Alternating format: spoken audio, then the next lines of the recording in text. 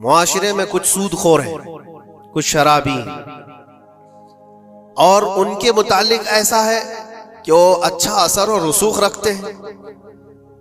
ہمارے علاقے میں ایک مرتبہ ایسا ہوا تھا کہ مجھے ایک جگہ تقریر کے لیے بلایا گیا اور کہا گیا پہلے ہی سے کہ یہاں پر سود کا کاروبار زیادہ چلتا ہے، آپ اس پر برائے کرم کچھ نہ بولیں، کیونکہ ہمارے محلے کے بڑے بڑے ذمہ دار لوگ جو ہیں وہ سب اس کاروبار میں مصروف ہیں، آپ سود پر کچھ نہ بولیں، باقی آپ کی ہر تقریر سننے کو تیار ہے۔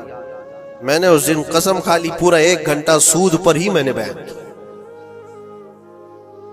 نہیں بلانا اس کے بعد نہ بلاؤ، لیکن ہم سمجھوتا اس بات پر نہیں کرتے کہ تمہاری طبیعت دیکھ کر کے بات کریں، ہم رسول اللہ کی شریعت دیکھ کر بات کریں۔ ایک عالم دین کا یہ حق ہے کہ وہ برائی کو دیکھے تو اس کا اظہار کر کے منع کرے۔ مخالفت ہوگی، ہمیں پتہ ہے، برائیاں کرنے والے کریں گے، لیکن یہاں پر ایک بات مجھے یاد آتی ہے، اس بزم میں مقصود ہے اصلاح مفاسد۔ نشتر جو لگاتا ہے وہ دشمن نہیں ہوتا۔ ڈاکٹر تمہاری پھوڑی کو اگر کاٹتا ہے چاقو سے تو وہ قاتل نہیں ہے، وہ کلر نہیں ہے، وہ تمہارے جسم سے پھوڑی کو کاٹ رہا ہے، وہ ناسور کو نکال رہا ہے۔ تمہارے اندر برائی کو اگر ہم روک رہے ہیں، برا تھوڑی دیر کے لیے لگے گا۔ بارگاہ رسالت مواب صلی اللہ علیہ وسلم میں درود پاک کا ہدیہ پیش کریں۔ اللہم صلی علی سیدنا و مولانا محمد معدن الجود والکرم وآلہ واصحابہ الکرام وابنہ الکریم وبارک وسلم صلاۃ دائمۃ سرمدا ابدا۔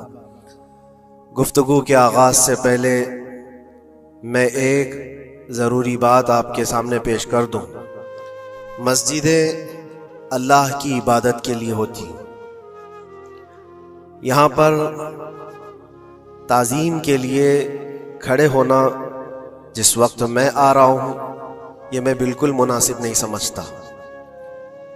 اپنی اپنی جگہوں پر بیٹھے رہیں، کھڑے ہونا، بلکہ اللہ کے نبی صلی اللہ علیہ وسلم نے یہ ارشاد فرمایا، جو بندہ یہ تمنا رکھتا ہے کہ لوگ اس کے لیے کھڑے ہوں، اللہ اس کو دنیا میں اور آخرت میں ذلیل فرمائے گا۔ ہمیں یہ ہرگز تمنا نہیں ہونی چاہیے کہ ہمارے لیے لوگ کھڑے ہوں، اور اللہ کی عبادت کے لیے آئے ہیں، اور ہمارا سر یہاں پر صرف اللہ کی بارگاہ میں جھکنا ہے۔ اور یہاں پر اللہ اکبر جب کہا جاتا ہے، اللہ سب سے بڑا ہے، پھر کسی کی طرف توجہ نہ ہو۔ باہر تعظیم و تکریم، عزت و وقار سب اپنی جگہ پر، یہ اللہ کا گھر ہے اور خالص اللہ کی عبادت۔ بہرحال درود پاک پڑھ لیں۔ اللہم صلی علی سیدنا محمد معدن الجود والکرم وآلہ واصحابہ الکرام وابنہ الکریم وبارک وسلم صلاۃ دائمۃ سرمدا ابدا۔ اللہ تبارک و تعالی نے قرآن پاک میں ارشاد فرمایا کہ اللہ کی طرف بڑھنے کے لیے تم راستہ تلاش کرو اور محنت کرو۔ اور اللہ نے انسان کو دونوں طاقتیں دی ہیں، خیر کی بھی اور شر کی بھی، اچھائی کی اور برائی کی، دونوں کی طاقتیں اس کے اندر ہیں۔ خیر والا جو مادہ ہے اس کو اچھائیوں کی طرف لے جاتا ہے، اور شر والا مادہ اس کو برائیوں کی طرف لے جاتا ہے۔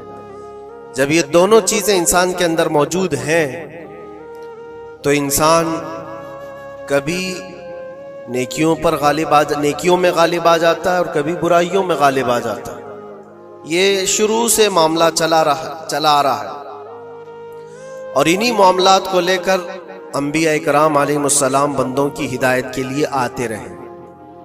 اللہ تبارک و تعالیٰ نے بندوں کو یوں ہی نہیں چھوڑ دیا، بلکہ اپنے پیغمبروں کو بھیجا، اور خیر اور شر کے درمیان تمیز سکھانے کے لیے انبیاء آتے تھے، یہی بتانے کے لیے کہ تم جس راستے پر چل رہے ہو، اگر یہ غلط ہے تو غلط اور صحیح ہے تو صحیح۔ اور آخر نبی ہمارے آقا محمد صلی اللہ تعالی علیہ وسلم کے بعد پھر یہ کام امت کے علماء اولیاء انجام دیتے رہے۔ آج جو ضروری بات میں عرض کرنا چاہتا ہوں وہ یہ ہے کہ اسلام کا جو نظام ہے خیر کو پھیلانے کے لیے ہے اور شر کو دبانے کے لیے۔ اسلام پوری طاقت اس پر لگاتا ہے کہ خیر کا نشر ہو، اس کی تبلیغ ہو اور برائیوں سے لوگ بچیں۔ اور آپ کو پتہ ہے اللہ تعالیٰ نے ہمارا لقب قرآن میں کیا بیان فرمایا؟ کنتم خیر امت، تم خیر امت ہو، یعنی بہترین امت ہو۔ اخرجت للناس، لوگوں میں اللہ نے تم کو سب سے بہترین امت بنایا، لیکن وجہ کیا ہے؟ کس وجہ سے تمہیں خیر امت کہا گیا؟ آگے خود اللہ تعالیٰ قرآن میں فرماتا ہے کنتم خیر امت اخرجت للناس تأمرون بالمعروف وتنہون عن المنکر، تم لوگوں کو اچھائی کا حکم دیتے ہو اور برائیوں سے روکتے ہو۔ یہ ہمارا خاصہ ہے، یہ ہماری اسپیشلٹی ہے۔ اچھائیوں کی تعلیم دینا، اس کی ترغیب دینا، اس کی تبلیغ کرنا، اس کو پھیلانا، یہ اسلام کا نظام ہے۔ اور برائیوں سے روکنا، یہ اسلام کا نظام ہے۔ اور خیر امت ہونے کے سبب آپ کو یہ کام کرنا ہی ہوگا۔ لوگ اگر یہ سمجھتے ہیں کہ یہ صرف مولانا لوگوں کا کام ہے یا مبلغ کا کام ہے، مائک ملے گا تو ہی تبلیغ کرے گا، نہیں، ہر مسلمان کی ذمہ داری ہے کہ وہ خیر کو اپنی طاقت کے مطابق لوگوں میں پھیلائے، اور برائی دیکھے تو اس کو روکے۔ اور برائی دیکھ کر کے خاموش رہنے والے کا وہی انجام ہے جو برائی کرنے والے کا انجام۔ ایک حدیث میں ملتا ہے جبرائیل علیہ السلام ایک بستی پر عذاب نازل کر چکے تھے اللہ کے حکم سے۔ وہ بستی گنہگار تھی بہت، لیکن اس میں ایک نیک بندہ تھا، بہت پرہیزگار تھا، کبھی گناہ نہیں کیا تھا اس نے۔ انہوں نے اللہ کی بارگاہ میں پوچھا جبرائیل نے کہ مولا اس بستی میں ایک نیک بندہ بھی ہے، اس کا کیا کیا جائے؟ اللہ تبارک و تعالیٰ کا حکم جلال تھا کہ اس کو بھی اسی میں تباہ کر دو، عذاب میں اس کو بھی گرفتار کر دو۔ عذاب اس پر بھی آیا۔ جبرائیل علیہ السلام کافی دنوں کے بعد پھر رب تعالیٰ کی بارگاہ میں پوچھتے ہیں کہ اس کا کیا قصور تھا؟ وہ تو تیرا عبادت گزار بندہ تھا، نیکوکار تھا، گنہگاروں پر عذاب آیا، لیکن اس پر کیوں آیا؟ اللہ نے فرمایا وہ نیک تو تھا، لیکن اس کی آنکھوں کے سامنے برائیاں ہوتی تو اس کو کچھ فرق نہیں پڑتا تھا، یہ دیکھتا اور خاموش رہ جاتا تھا۔ تو گناہ کرنے والوں کا اور برائیوں کا اڈا سجانے والوں کا جو انجام ہے وہ دیکھ کر خاموش رضامندی رکھنے والوں کا بھی وہی انجام ہے۔ اس لیے امت کی ذمہ داری ہے یہ کہ آپ اپنے ارد گرد اگر برائیاں دیکھیں اور غلط بات دیکھیں تو اس کو روکیں، اور روکنے کی آپ کے پاس جیسی طاقت ہو، زبان سے روک سکتے، زبان سے، ہاتھ سے روک سکتے، ہاتھ سے، یہ دونوں کی طاقت نہیں ہے تو دل میں برا جان کر اس جگہ سے اٹھ جاؤ، اس جگہ کا بائیکاٹ کرو۔ یہ تو کم سے کم کر ہی سکتا ہے انسان۔ ہو سکتا ہے آج کے دور میں ہاتھ کا استعمال تمہارے لیے بہت مصیبت بن جائے، تمہارا اس کے اوپر حکم نہیں چلتا ہو، زبان کا استعمال نہیں کر سکتے ہو، مجبور ہو، تو اس میں کیا مجبوری ہے کہ اپنے دل سے برا جان کر کے اٹھو؟ اور یہ بھی نہیں کرتا تو سمجھ لو کہ ایمان کا آخری حصہ بھی اس کے دل سے چلا گیا۔ ایمان جس کے پاس تھوڑا سا بھی باقی ہے وہ برائیوں کو دیکھ کر کے وہ برانگیختہ ہوگا، اس کی طبیعت برائیوں کو دیکھ کر کے ماننے کو کبھی تیار نہیں ہوگی۔ اس لیے خیر امت کا جو سٹیٹس ہے اس کو مینٹین کرنا ضروری ہے۔ یہی تو بات ہے میرے عزیزو، ہزار طرح کی مصیبتیں آئیں ہم پر، لیکن ہم اس مشن کو نہیں چھوڑ سکتے جو ہمارے ایمان کا حصہ ہے، جو ہمارے ایمان کا حصہ ہے۔ ہمیں جو برائی نظر آئے گی اس پر بولنا ہم پر واجب ہے، اور اس پر بھی خاموش اور مصلحت کی اور حکمت کی بات کر کے اس کے بہانے سے گوشہ نشین ہو جانا یہ امت کی ذمہ داری نہیں ہے۔ یہ تو راستہ تلاش کرنے اور بہانے کی بنانے کی ذمہ ایک سوچ ہے۔ باقی ہر عالم دین ہو، ہر مومن ہو، برائی کو دیکھے تو اس کا اظہار کرے اور لوگوں کو روکنے کی کوشش کرے۔ ایک بات اور میں بتاؤں، معاشرے میں کچھ سود خور ہیں، کچھ شرابی ہیں، اور ان کے متعلق ایسا ہے کہ وہ اچھا اثر اور رسوخ رکھتے ہیں۔ ہمارے علاقے میں ایک مرتبہ ایسا ہوا تھا کہ مجھے ایک جگہ تقریر کے لیے بلایا گیا اور کہا گیا پہلے ہی سے کہ یہاں پر سود کا کاروبار زیادہ چلتا ہے، آپ اس پر برائے کرم کچھ نہ بولیں۔ کیونکہ ہمارے محلے کے بڑے بڑے ذمہ دار لوگ جو ہیں وہ سب اس کاروبار میں مصروف ہیں. آپ سود پر کچھ نہ بولیں، باقی آپ کی ہر تقریر سننے کو تیار ہے. میں نے اس دن قسم کھا لی پورا 1 گھنٹہ سود پر ہی میں نے بیان کیا. نہیں بلانا اس کے بعد نہ بلاؤ، لیکن ہم سمجھوتا اس بات پر نہیں کرتے کہ تمہاری طبیعت دیکھ کر کے بات کریں، ہم رسول اللہ کی شریعت دیکھ کر بات کریں. ایک عالم دین کا یہ حق ہے کہ وہ برائی کو دیکھے تو اس کا اظہار کر کے منع کرے. مخالفت ہوگی، ہمیں پتہ ہے، برائیاں کرنے والے کریں گے، لیکن یہاں پر ایک بات مجھے یاد آتی ہے، اس بزم میں مقصود ہے اصلاح مفاسد. نشتر جو لگاتا ہے وہ دشمن نہیں ہوتا. ڈاکٹر تمہاری پھوڑی کو اگر کاٹتا ہے چاقو سے تو وہ قاتل نہیں ہے، وہ کلر نہیں ہے، وہ تمہارے جسم سے پھوڑی کو کاٹ رہا ہے، وہ ناسور کو نکال رہا. تمہارے اندر برائی کو اگر ہم روک رہے ہیں، برا تھوڑی دیر کے لیے لگے گا. اسی لیے میں اکثر ایک جملہ کہتا ہوں، بخار کی دوا کڑوی ہوتی ہے، نگل لو تو فائدہ ہے. ظاہر سی بات ہے تمہارے اندر کچھ برائیاں ہیں، اگر ہم نے اس کو کہا، انگلی رکھی، تو ہو سکتا ہے آپ ہم کو علماء کی فہرست سے ہی ہٹا دیں گے، وہ کہیں گے یہ مولانا ہی نہیں ہے، یہ عالم ہی نہیں ہے، کیونکہ طبیعت جلدی کسی کو ایکسپٹ نہیں کرتی. برائیوں سے روکنا ایک بہت بڑی ذمہ داری ہے. جانتے ہیں مکہ مکرمہ میں سارے لوگ حضور پاک صلی اللہ تعالی علیہ وسلم کے ایسے فدائی تھے. اعلان نبوت سے پہلے کی بات کر رہا ہوں، حضور کے اخلاق پر کوئی انگلی نہیں اٹھا سکتا تھا. جتنی اچھائیوں کا حضور نے حکم دیا سب کو وہ ایکسپٹ بھی کرتے تھے، مانتے بھی تھے، لیکن جہاں برائیوں کے لیے روکا کہ یہ غلط ہے، اس کو ایکسپٹ کرنے کو طبیعت نہیں مانتی. اتنے سالوں سے ہم کرتے آ رہے ہیں، ابھی آپ آ کر روک رہے ہیں، یہی تو دشمنی شروع ہوئی.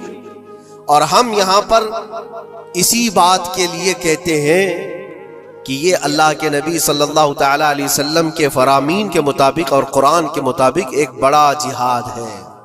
برائیوں سے لوگوں کو بچانا، روکنا اور اپنے نفس کو بچانا، یہی جہاد جس کے متعلق حدیث پاک میں ملتا ہے، رجعنا من الجہاد الاصغر الى الجہاد الاکبر.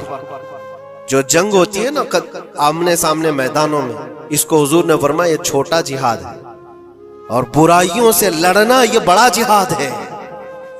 اپنے نفس سے لڑنا جو برائیوں کی طرف ہمیں لے کر کے جاتا ہے، یا برائیوں سے روکنا کسی کو، یہ بڑا جہاد ہے. یہاں پہلوانی دکھانا، ایک دوسرے کو کشتی میں پچھاڑ دینا، یہ تو طاقت کا کھیل ہے، لیکن کسی کو برائیوں سے باز لے کر کے آ جانا، یہ بہت بڑی طاقت کا مظاہرہ کرنا ہوتا ہے، بہت بڑی. اگر تمہاری زبان سے کوئی بچ گیا برائیوں سے تو سمجھ لو کہ تم نے اس کے ساتھ ایک بہت بڑا کار خیر کیا ہے. اللہ کے نبی صلی اللہ علیہ وسلم فرماتے ہیں حضرت علی سے، یا علی لَأَن يَهْدِيَ اللَّهُ بِكَ رَجُلًا خَيْرٌ لَكَ مِنَ الدُّنْيَا وَمَا فِيهَا. اے علی، تمہارے ذریعے سے اگر ایک آدمی بھی سیدھے راستے پر آیا تو پوری دنیا کمانے سے بہتر ہے، تمہارے پوری دنیا سے بہتر ہے. ایک آدمی اگر سیدھے راستے پر آ گیا تو اسلام کا پورا نظام یہ ہے، خیر کی طرف لوگوں کو بلانا اور شر سے لوگوں کو روکنا. اور یہ ذمہ داری اگر قوم بھولتی چلی جائے گی تو یہ قیامت کی نشانیوں میں سے یہ بھی ہے. حضور پاک صلی اللہ تعالی علیہ وسلم نے ارشاد فرمایا، لوگ اچھائیوں کا حکم دینا چھوڑ چکے ہوں گے، برائیوں سے روکنا بند کر چکے ہوں گے، حتیٰ کہ ان کے آنکھوں کے سامنے راستوں پر زنا ایسے ہوگا جیسے گدھے جوڑا کھاتے ہیں. جانور زنا کرتے ہیں، اس طرح سے انسان ان کے آنکھوں کے سامنے کیا کریں گے اور یہ کچھ نہیں کہیں گے. یہ طبیعت آتی جائے گی تو یہ قیامت کی نشانیوں میں سے. آج یہی حالات تو ہے. لوگ یہ کہتے ہیں کہ ان کا مسئلہ ان کے ساتھ، ہم کیا کہیں ان کے لیے. نہیں میرے عزیز، میں جو بات کہہ رہا تھا وہ بیچ میں رک گئی. معاشرے میں کبھی سود خور ہوتے، شرابی ہوتے، بہت سارے ہیں، اور غلط کاموں میں وہ ملوث ہیں. کیا چیز ہے ان کو توبہ کرنے پر، وہ واپس آنے پر مجبور نہیں کر رہی ہے؟ کون سی چیز ہے جو ان کو ان کے گناہ پر بڑھاوا دے رہی ہے؟ کیا چیز ہے؟ کبھی آپ نے سوچا؟ وہ چیز یہی ہے ہم سب کی معاشرے میں اگر وہ غلط تھا تو ہم نے اس کے ساتھ دوستی ویسی ہی بنائی رکھی جیسے پہلے تھی، اس کو احساس ہونے ہی نہیں دیا کہ تو نے غلط کیا ہے یا غلط کر رہا ہے۔ اس کا ملنا جلنا اٹھنا بیٹھنا سب اچھے لوگوں کے ساتھ ویسے ہی چل رہا ہے، امام صاحب بھی مل رہے ہیں، اس کو سارا ریسپیکٹ ویسے ہی مل رہا ہے، تو وہ یہی سمجھتا ہے میں جو کچھ کر رہا ہوں اچھا کر رہا ہوں۔ اور اگر قوم کی تمام ذمہ دار لوگوں نے ایک بات یہ طے کیا کہ تو یہ غلط کاموں میں ہے، ہم آج سے تیرے ساتھ کوئی تعلق نہیں رکھیں گے، کبھی تیرے ساتھ کسی دعوت میں نہ آئیں گے نہ بلائیں گے۔ اس سے ہوتا کیا ہے؟ لوگوں کو ایسا لگتا ہے کہ ہم بائیکاٹ کا کوئی مشن چلا رہے، نہیں، اس سے اس کو احساس ہوتا ہے کہ میں مجلس میں بیٹھنے کے لائق نہیں ہوں، میں توبہ کر لوں تاکہ بیٹھنے کے لائق بن سکوں، ان برائیوں سے باز آ جاؤں۔ اور تمہارے ملن جلن کی وجہ سے یہ سارے آج لوگ پہلے چھپ کر کے کرتے تھے، آج اوپنلی یہ سارے کام کرنے لگے۔ لوگ جو ہے پہلے ڈرتے تھے کہ قوم میں لوگوں کو پتا چل جائے میرا دھندا کیا ہے تو پتہ نہیں میرے ساتھ لوگ کیسا سلوک کریں گے۔ آج وہ نڈر ہے، شیر ہے، کچھ نہیں ہوتا۔ آج لوگ جس کے پاس پیسہ زیادہ ہے اس کی عزت کرتے ہیں، اس کے ساتھ سانٹ گانٹ ویسی ہوتی ہے، سب اچھے لوگ بھی اس کے یہاں آتے ہیں جاتے ہیں، سب ہوتا ہے۔ عزیزان گرامی وقار، برائیوں سے روکنے کا نظام جو ہمارا ختم ہوتا جا رہا ہے، یہ قیامت کی بڑی نشانیوں میں سے۔ آج آپ کی اور ہماری ذمہ داری اتنی تو ہے کہ ان محفلوں سے اپنے آپ کو دور کر لو جہاں یہ سارے کام ہو رہے ہیں۔ غلط جو بھی ہے اس کو تمہارا دماغ خود ہی پہچانتا ہے غلط کیا ہے۔ اللہ تعالیٰ نے اتنی ہدایت ہر بندے کو عطا کی، ہر بندے کو۔ اللہ نے قرآن میں فرمایا أَلَمْ نَجْعَلْ لَهُ عَيْنَيْنِ وَلِسَانًا وَشَفَتَيْنِ وَهَدَيْنَاهُ النَّجْدَيْنِ، ہم نے دو چیزیں ایسی نہیں دی ہیں تمہیں جو خیر اور شر کو پہچانتی ہیں۔ ہر انسان، آپ کو کسی نے بتایا نہیں کہ آگ گرم ہوتی ہے، بچپن سے بتایا نہیں جاتا ہے، انسان اپنی خود تجربات سے یا دیکھ دیکھ کر کے سمجھتا ہے، وہ آگ میں ہاتھ ڈالتا نہیں ہے۔ کیا اس کی کوئی ٹریننگ دی گئی ہے بچپن سے کہ آگ میں ہاتھ ڈالنا نہیں چاہیے؟ تمہاری طبیعت نے خود ہی فیصلہ کیا ہے کہ یہ جلاتی ہے چیز، یہ گرم ہے، یہ نقصان دہ ہے۔ تو یہ ہدایت اللہ نے ہر بندے کو عطا کی ہے۔ کیا آپ نے اپنے بچوں کو یا آپ کو کسی نے بچپن سے سکھایا ہے کہ جو گندگی ہے، جو غلاظت ہے، پخانہ ہو، گوبر ہو، یہ نہیں کھایا جاتا؟ یہ چیزیں سکھائی نہیں جاتی، انسان کی طبیعت میں ہے کہ اس کو ایکسپٹ نہیں کرتی طبیعت، دماغ خود ہی کہتا ہے یہ گندی ہے، یہ بری ہے۔ تو اتنی ہدایت تو اللہ کی طرف سے ہے خیر اور شر کو پہچاننے کی، اور کچھ ایسی باریکیاں ہیں جس کو علماء بیان کرتے ہیں یہ برا ہے اور یہ اچھا ہے۔ عزیزان گرامی وقار، آج امت کی یہ بہت بڑی ذمہ داری ہے جس کو فراموش کیا جا رہا ہے۔ اس ذمہ داری کو ایسا نہیں ہے کہ صرف علماء نبھائیں گے، عوام الناس کو بھی اس ذمہ داری پر آنا چاہیے۔ آواز ہر برائی کے خلاف اٹھاؤ، اور یہاں تک کہ اس پر اگر تمہاری موت بھی آتی ہے تو وہ شہادت کی موت ہے، وہ شہادت کی موت ہے۔ برائیوں سے روکتے ہوئے اگر کوئی قتل ہو گیا یا اگر کوئی دنیا سے انتقال کر گیا تو اس کی موت کو شہادت کی موت قرار دیا گیا۔ یہاں تک کہ ایک حدیث میں یہ بھی ملتا ہے کہ کوئی بندہ حضور پاک صلی اللہ تعالی علیہ وسلم کے بتائے ہوئے تعلیمات کو لوگوں تک پہنچانے کا سفر کر رہا تھا، لوگوں کو اچھائیوں کا حکم دینے کا سفر کر رہا تھا، برائیوں سے روکنے کا سفر کر رہا تھا، اس دوران اس کا انتقال ہو گیا تو حضور فرماتے ہیں اس کا درجہ نبیوں اور شہیدوں کے بیچ میں ہوگا قیامت کے دن، اس کو درمیانی حصے میں رکھا جائے گا نبیوں اور شہیدوں کے بیچ میں، کیونکہ ایک بہت بڑی ذمہ داری اٹھا کر چل رہا ہے، بہت بڑی ذمہ داری۔ اب یہ ضروری نہیں آج مجھے یہ مائک ملا یا کوئی بہت بڑا پلیٹ فارم ملا جو مجھے لوگ سن رہے ہیں، ہماری ذمہ داری بڑی ہے۔ آپ کو آپ کے گھر کے بچے سن رہے ہیں، آپ کسی جگہ پر مینیجر ہیں تو آپ کے ماتحت رہنے والے جو کام کرنے والے ہیں وہ آپ کو سن رہے ہیں۔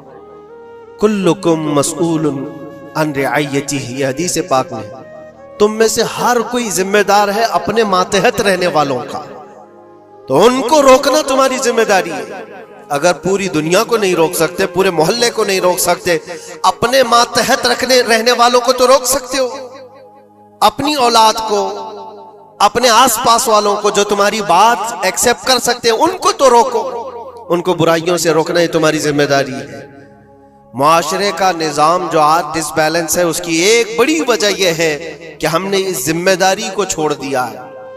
ہوتا کیا ہے میں آپ کو بتاؤں، کچھ گھروں سے ہمیں یہ شکایت ملی، بچے ایسے ہو گئے ویسے ہو گئے، ماں کو الٹا کہہ رہے ہیں، باپ کو گالیاں دے رہے ہیں، آج یہ اپنی مرضی کی چلا رہے ہیں، فلاں ہیں وہ ہے۔ کب تمہیں یہ ہوش آ رہا ہے؟ جب وہ 20-25 سال کے ہو گئے۔ 20-25 سال سے تم صرف اور صرف ان کو واچ کرتے رہے، دیکھتے رہے، اور جب بگاڑ آ گئی تب آپ کو خیال آیا کہ یہ بگڑے ہوئے ہیں۔ ایسا ہے میرے عزیزو، آپ نے اپنی ذمہ داری کا احساس کرنا ہے اس وقت سے جب بچہ ہوش کے آنکھ کھول رہا ہے، اور ہر زمانے میں اس کے ساتھ آپ اچھائی کا حکم دینا اور برائی سے روکنا، یہ انتظام کرتے رہو۔ یہ مت سوچو میرا بچہ بہت اچھا ہے، کبھی آنکھ اٹھا کر کے نہیں دیکھتا کسی، تو اچھا ہے، لیکن اس کو اچھے کو بھی نصیحت کی ضرورت ہے۔ انسان کی طبیعت ہے۔ میں آپ کو بتاؤں، اس کائنات میں سب سے اچھے لوگ کون تھے؟ سب سے اچھے وہ رسول اللہ کے صحابہ، ان سے اچھے کوئی ہے؟ اور یہ ملتا ہے، بزرگوں نے فرمایا قیامت تک جو سب سے اچھے پیدا ہونے والے تھے، اللہ نے ان کو چن کر کے رسول اللہ کا صحابی بنایا۔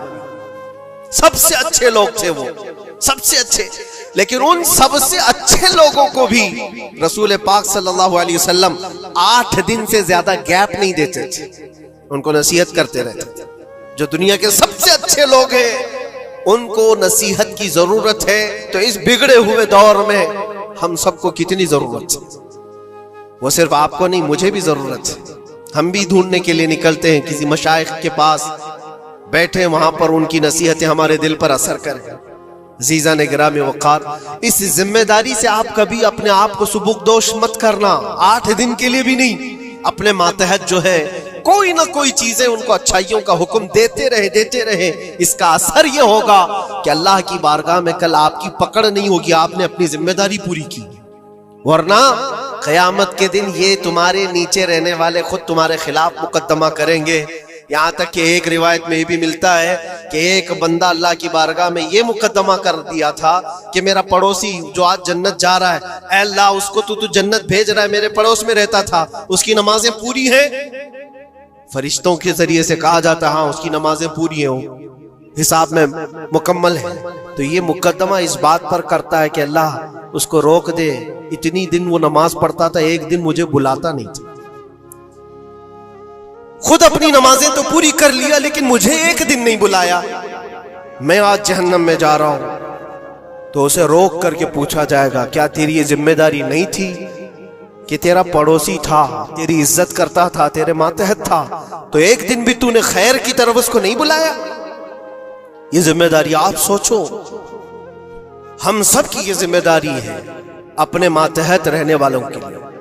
اللہ تبارک و تعالی ہمارے اس نظام کو جو صحابہ اکرام رضوان اللہ تعالی علیہم اجمعین نے قائم فرمایا تھا حضور پاک کی تعلیمات سے، واپس پھر سے وہ زندہ ہو جائے۔